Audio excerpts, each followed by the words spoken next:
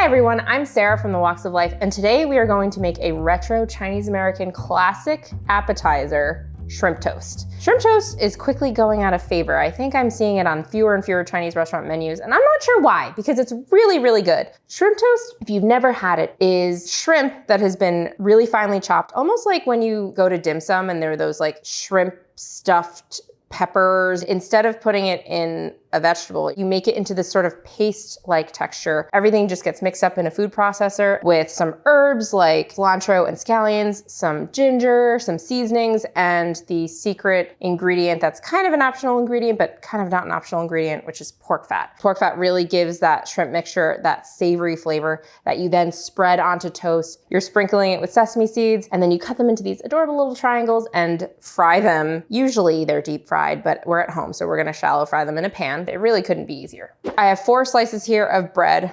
It is not Snow White bread. Sorry.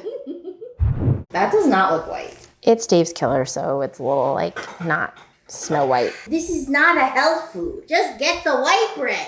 That's a brown bread. It says white bread done right. It's all just gonna get fried.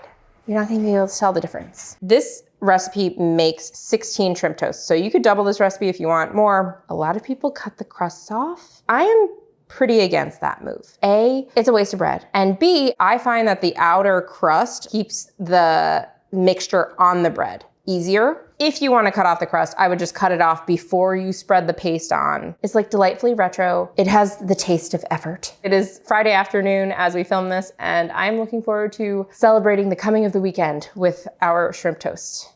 The first step is to get your pork fat into the food processor. You may be wondering, where do I get pork fat? I got it at my local grocery store. It is pork belly. Pork belly, if you are not aware, is basically where bacon comes from. Usually on the cap part, you're gonna see like a pretty big layer of fat there. You can make one of our many pork belly dishes with that pork belly and just use this fat for the shrimp toast. I need 1 ounce or around 30 grams, so I'm just gonna weigh it. This is a lot easier to do when the pork belly is partially frozen. There's a little bit of meat in your pork fat. That is not a big deal. Just leave it.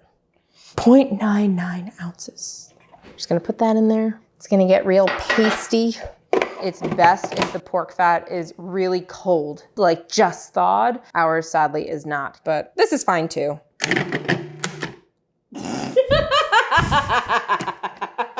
Oh no! Okay, so what that's telling me is I have to cut it into smaller pieces. Oh God. There we go. Pulsing it is better. That's it. This is easy peel shrimp. It's already been deveined. Probably the toughest part is making sure that you don't waste this tail meat. You just sort of squeeze it so that like air can get inside. And then it just comes off a lot easier. So now I'm gonna add the shrimp. We call for 1/4 cup of cilantro. This is probably more like 1/3 cup. I'm just gonna roughly chop the scallion. And then I call for a teaspoon of grated ginger. If you just mince it, that's fine too. I just don't want any big chunks of ginger in there. Sugar, 1/2 teaspoon, 1/2 teaspoon of salt, 2 teaspoons of cornstarch. This will help it bind together. And 1/4 teaspoon of sesame oil. And finally, I'm gonna add an egg white. Wow, that was super poorly done. These things can be saved. The eggshell is like the way to scoop out egg yolk from egg white because a spoon won't do it the same way. Good enough. Process it until smooth. As with most things, blender or food processor, you do have to scrape down the sides of the bowl. That looks pretty good. The next step is just to spread this mixture onto the bread. If you wanted to make these ahead of time, I would assemble the filling and then I would refrigerate the filling. And then right before you are ready to fry them, I would actually spread it on the bread, do the sesame seeds. So we're going to use about 1/4 of this mixture for each slice of bread. There's enough here for it to be a somewhat thick layer because otherwise you're just biting into a fried piece of bread. So there you go, there's one. You don't want too much mounding. You want it to be somewhat even across the entire piece of bread. And And then once you get to the edges, do this scraping down motion against the actual crust. This is why I say don't cut off the crust, because the crust keeps the filling on there. So now I'm gonna spread the sesame seeds pretty heavily. The sesame seeds are there for flavor and crunch, and they also look pretty. Lightly press them in so that they don't end up in your oil. We are going to cut each one into quarters diagonally. The filling does like kind of stick to your knife. Make sure that it's not going to waste. If you are either thinking, oh, this looks like a lot of shrimp toast for 1 or 2 people, or you're like, how can I make the shrimp toast way in advance? You can freeze these, place them on a parchment paper lined baking sheet. I would lightly cover them with a little bit of plastic and then freeze them solid 6 to 8 hours.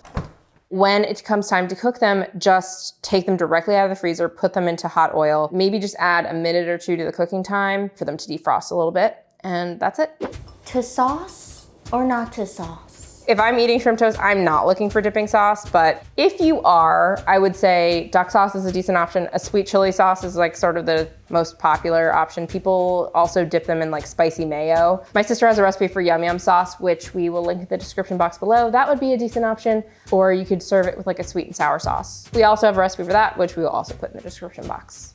My stance is dipping sauce. Nah, like I don't really need one. You're in the minority. Let's move on. Okay. So I have a 1/4 inch of oil in this skillet behind me. I'm using a non-stick skillet, but you could also use a cast iron skillet. And in the recipe, we say heat until shimmering. A better gauge is to dip a piece. And when you see that sizzle, the oil is ready. Place them filling side down. And they're gonna fry on the first side for a couple minutes. And then we're gonna flip them over and fry them for 1 minute more, and then they're done. The goal is just to get that shrimp filling cooked through, to get kind of a golden brown coating. Oh, see, try not to let the things touch, because see the shrimp paste like kind of stuck? You don't want them to stick to each other. In the evolution of the Chinese restaurant in America, we now have all these really great restaurants that are quote unquote more authentic. Chinese regional cooking, like there's Sichuan restaurants, there's Cantonese restaurants, but you know, there are some of these Chinese American takeout classics that are falling by the wayside. Have you heard of fantail shrimp? Have you heard of butterfly shrimp? Have you heard of Americanized chicken chow mein? Like when people look up chicken chow mein today, they're expecting noodles, because chow mein means stir-fried noodle, which is great. But the Americanized version, which was basically just like a stir-fry of chicken and vegetables, which my dad has a recipe for, with topped crispy noodles like that, people can't find it, because that's what we're hearing from our readers. My grandfather was making this shrimp toast at our family restaurant back in the 80s and 90s, and you'd hate to see any food item disappear. So we're keeping it alive today. They've been frying for a few minutes, and now I'm going to flip them. Perfect. We're gonna fry them for another minute or 2 on this side, and then they'll be done. There's a line of filling down here that's not getting as much contact with the oil. So I'm just like spooning the oil over those little seams, or you could just do this where you just sort of hold them sideways. I'm just gonna put the toasts onto this paper towel.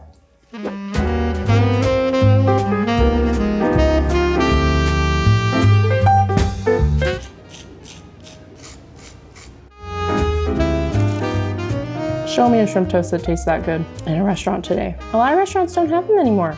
It's sad. They're so good. Look at the thickness of the filling. The bread is like when you bite into that perfectly done grilled cheese sandwich, and it's got that like real like crispy edge. The bread is like just a little bit chewy. It has that like little chewiness. And then the filling just has that snappiness of the shrimp. It's like if you've had hakao or like a shrimp dumpling at dim sum, it has that vibe. And the cilantro gives it that flavor as well. And then the sesame seeds are add another layer of crunch and flavor. And it is just so, so good for a recipe that is that easy to make. Man, it is delightful.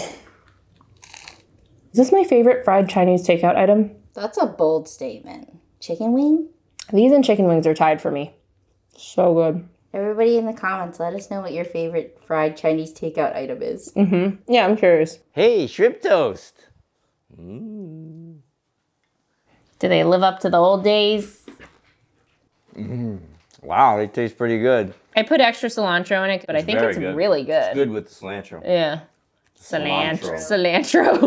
Bubba wants a shrimp toast. Wow. She's like, wow. Hear that crunch? Okay, I'm going. You hear that? Asian parent approved.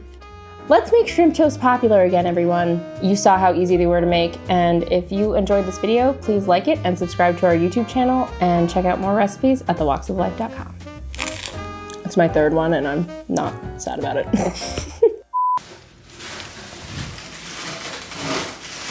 Right on the set. What do you want from me? I have to worry about dinner. Okay, talk to me about Peeling shrimp. I'm peeling the shrimp. You saying that it's easy is giving Martha Stewart. Well, I'm not like, oh, like, here's like 5 ducks that I'm going to marinade. Don't you dare talk bad about Martha.